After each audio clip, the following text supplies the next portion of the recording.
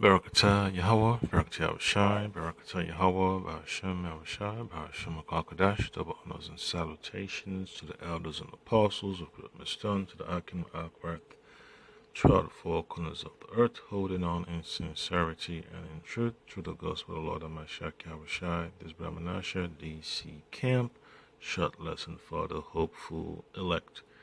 Yeah, so you have on the screen another episode of Jake just misbehaving, and it just shows you that the curses upon our people have made our people act like beasts. All right, so this is another incident of Jake shoplifting, and then Elam is upset that he's losing revenue because of shoplifting. And we have an epidemic of shoplifting causing businesses to shut down. Even restaurants are upset that you have shoplifters, messing up the whole atmosphere where they have their clientele being hosted. All right.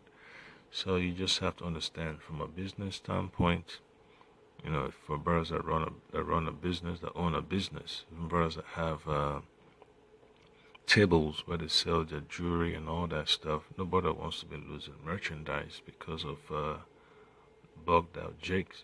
It's horrible feeling, to lose things you work hard for to feed your family. So you just know it's just a sign of the times. All right, the Lord is always going to provide for His servants, the elect, and you just have to learn that these times that we're living in, man, it's not a joke. All right, so Elam is upset that you have Jake stealing from his store, and there's nothing much that the government can do, and the Lord has already let us know that our people are going to be subservient to the heathen, for the want of all things. So I read from the book of Deuteronomy chapter 28 verse 43. It says, "The stranger that is within thee shall get up above thee very high, and thou shalt come down very low." All right, and that's the sadness that the Lord allowed us to drink of. All right, that cup, the cup of our captivity, the cup of our oppression, the cup of our chastisement by the Lord. It's exactly what you see on the screen. So I read the next verse, verse 44, Deuteronomy chapter 28, verse 44. "He shall lend to thee, and thou shalt not lend to him. He shall be the head, and thou shalt be the tail." So I play this clip, and then you see the difference. You have one Jake robbing the store, and you have another Jake working for Elam behind the counter. So it just shows you how the Lord operates. All right.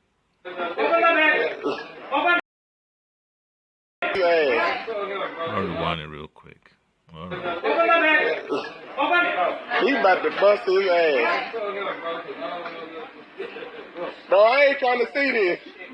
Open up the bag. Look at it, man.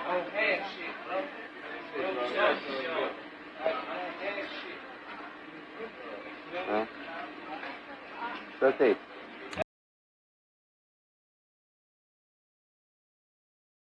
Look at him, boy. He got the bustle. He got the bustle. Check the bag. Always check the bag. All right, I'll check it. Okay, now you get out. Now you get out of the store. That's it. Out of the store. Yeah, so that's how messed up it is for our people. Servants and thieves. You're working for the heathen, and then our people also stealing from the heathen. Jay could barely rub two nickels together. Probably he got some type of drug addiction he's dealing with, so he's got to fence some products, on the street. So he's got to look for an easy target. That's why these convenience stores are easy targets for them to rob. And you have attendants that get shot because folks, that have negative intentions want to steal from the place they want to rob the cash out. They want to steal from the till. Yeah, so it's just part of the experience you're going to observe in these last days and times. And then the scripture also tells you about certain things you have to look out for. You know, read real quick from the book of Proverbs. All right, Proverbs chapter 6. It gives you some clarification, you know, of what to think of. All right, when you see situations like this, as well as other situations. So Proverbs chapter 6 verse 30 says, "Men do not despise a thief if he steals to satisfy his soul when he is hungry." All right, men do not despise a thief if he steals to satisfy his soul when he is hungry. So if someone's hungry, and he goes to the grocery store or go to the wherever it is, man, to grab a five-finger discount, that's a different situation. But to be still in a store that is not nourishing to the body, it's just a mess. It's a huge mess. Not that we're condoning theft, but we understand, all right? So the scripture is saying, you understand the situation. When you're hungry and you're desperate, folks just act out of character. And then verse 31 says, but if he be found, he shall restore sevenfold. All right. He shall give all the substance of his house. And that's just the situation. But what does Jake have, to pay as per restitution? No, if he gets arrested, they just put him in jail and use him for free labor. So that's how our people become cheap labor for the elites of this world. They become servants. Working on the highway, picking up trash. Chain gang and all that stuff. So it's just the cup that our people have drunk out of, and the Lord is just letting us know that you have to have a fear of the Lord. That's how low the Lord has brought our people. To become destitute of wisdom, knowledge, and understanding. And that's just a sign of the times, when people follow along this pattern of behavior, shoplifting, whether it's from the construction store, such as Home Depot, Lowe's, Harbor Freight, even Walmart. Folks just stealing stuff, man. Folks just steal packs of meat, groceries, and all that. Yeah, so how business is gonna stay operational. It's just a sign of the times. And then Ecclesiastes, book of Ecclesiastes, chapter 12, from verse 3 to verse 4, tells you the sadness that's coming upon the economy. So Ecclesiastes 12:3, in the day when the keepers of the house shall tremble, and the strong men shall bow themselves, and the grandeur cease, because they are few, and those that look out of the windows are darkened. So it's a grim prognosis, all right? There is no optimism for the economy when you have a precept like this, when you have a prophecy like this, Ecclesiastes 12:3. Yeah, so when the market is going down the drain, it's going to be bad for the majority of the people that do not know of other investment strategies, at that time, all right? But it's going to be rough for a lot of people, folks that have to pay mortgage, rent, car notes, health insurance, all that stuff. Yeah, so it becomes a painful, bitter environment for people. Folks will be desperate. Folks will be living in storage units, living in their vehicles and all that stuff. Living under the bridge. Yeah, so a lot of working people, middle class people, on the verge of becoming homeless. Yeah, so that's just a sign that Babylon the Great, aka America, is out of there. All right, it's out of here. The Lord has allowed these things to happen. All right, and then Ecclesiastes 12:4 says, "And the doors shall be shut in the streets, when the sound of the grinding is low, all right, so the economy is coming down, it's going down the drain, and then you're going to see lots of police signs. A lot of businesses will be shutting down because of the money flow is not coming their way, all right. Sales is down, so when the expense outruns the revenue coming in, the income, yeah, the business is just going to keep on accumulating losses. So that's not really good. It doesn't make feasible financial sense to run a business that way. Loss after loss after loss after loss, and people use their homes as collateral for these businesses. They take money out of their homes with this equity line of credit, and they use that money and put into their business, and now the home is tied up, with a drain. So it is by the grace of the Lord, that the men of the Lord are still up and functioning, all right. So the Lord is also on the lookout for his elect. And he shall rise up at the voice of the bird, and all the daughters of music shall be brought low. So the jovial lifestyle, the party district, whether it's these theater arts, concerts, entertainment events, and sports events, it's all going down. That spirit of entertainment is going to be fading away. And the Lord has already said it's going to happen. So there's nothing new, that will catch the servants of the Lord of God, because they are in tune with the prophecies that the Lord has said is going to take place. Now, Isaiah chapter 13, verses 19 and 20, just another, kick in the kneecaps, man, of Babylon, man. The Lord is just letting us know horrible things are on the horizon for America, and a lot of people don't understand why these things are happening, but the elect understand. Isaiah 13 and 19. And Babylon, the glory of kingdoms, the beauty of the Chaldeans' excellency, shall be as when Yahweh Bashim Shai Bashim Klakadash overthrew Sodom and Gomorrah. Alright, so the Lord has a bone to pick. The Lord has to bring judgment upon America, aka Sodom and Gomorrah. Alright, that's how angry the Lord is. The judgments of old is going to be visited upon America, and that's just what it is. That's just the judgment the Lord has set for Babylon the Great.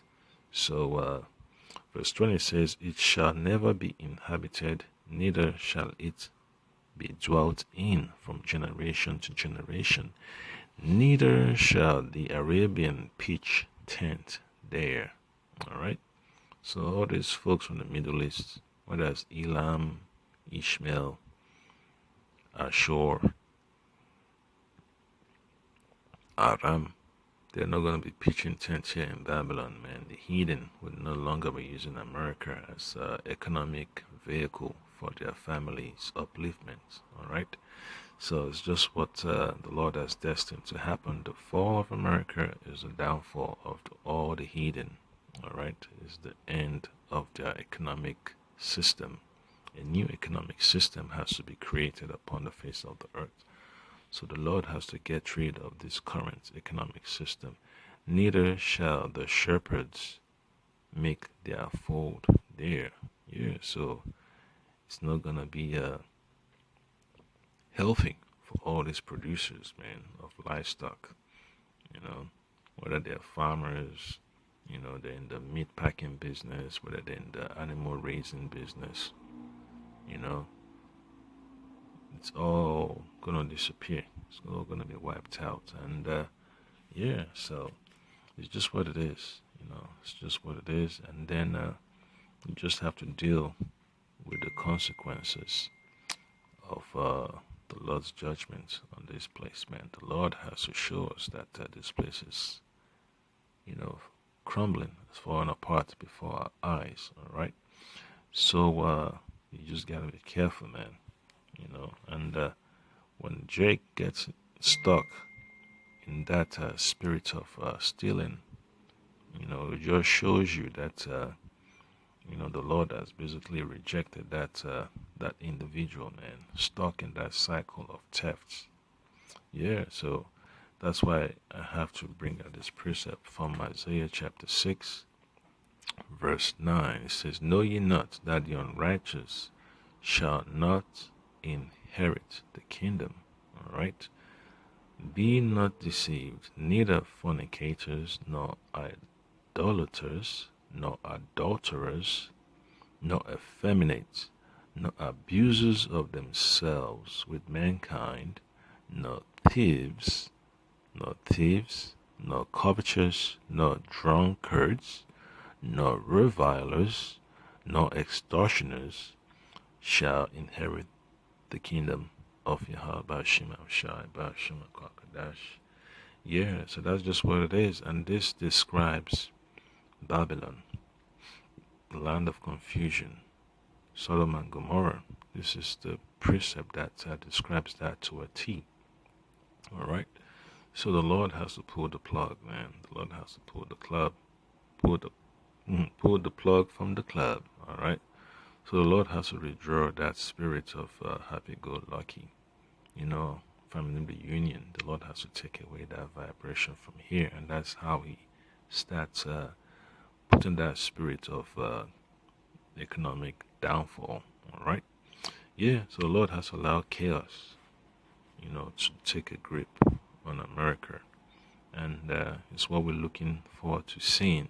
Okay. So we're preparing, slowly but surely for these calamities. All right. We're preparing spiritually. Okay. So yeah, that's what the Lord tells us, man. You gotta be careful how you get tied up in the system, man.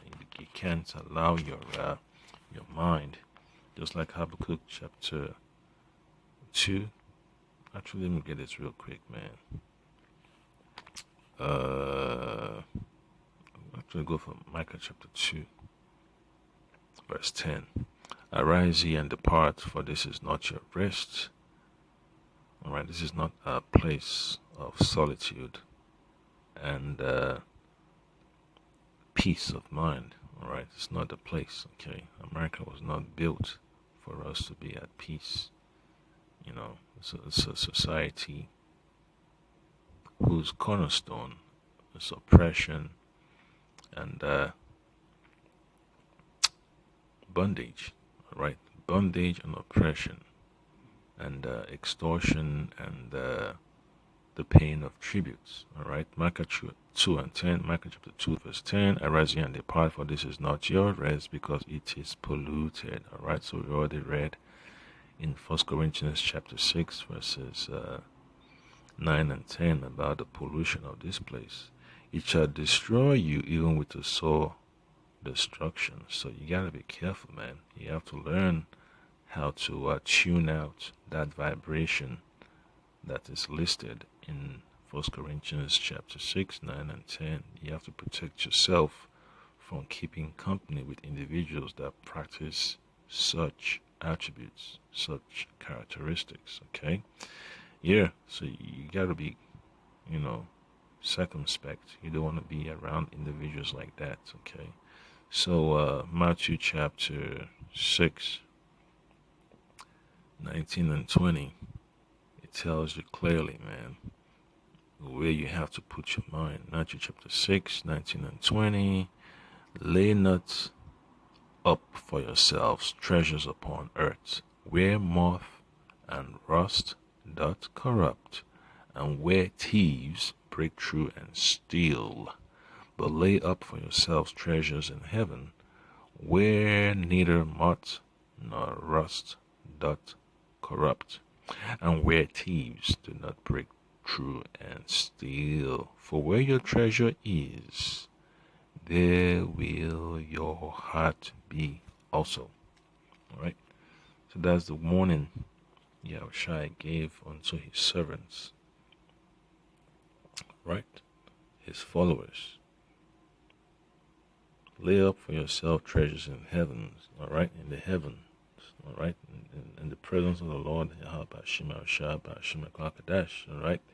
There's nothing wrong with having a business, a grocery store, or a construction business, a restaurant here, but it's just after a while, man, you know that you can't do that forever. It's only temporary. You have to focus on what is eternal, all right? Focus on what cannot be corrupted by this world. Focus on what cannot be snatched away out of your hands by folks with ill will, all right? So that was the point that I came. You see the downfall of our people, becoming criminals and servants. There are people at the bottom, man. Just like you see in this environment, working for the heathen, and then another Jake is coming in to steal. So that's how Jake gets let go from the plantation, because another Jake comes in there and robs. Jake's pay gets cut. His hours get cut because the business is losing money. One steals, one loses. And the heathen is just upset, frozen, and stressed out. So it's a loss. It's a loss for all three. That's why the Lord said you can't put your mind in these businesses, in these places of employment, because when they want to downsize, it's going to be chaotic for a lot of families when they have hours cut. When they get laid off, they give them their severance packages and all that stuff. So, yeah, just prepare, man. Prepare, learn from these incidents, man. It's not really to entertain, to get billions and millions of views. It's what they like to learn and to prepare. You gotta pay attention to the signs of the times. So that's the point that I came about. Baratazar, you've been edified, and understand, man. The Lord knows how to set up a stage, man, and then you see the lesson we can learn from these incidents. Shalom.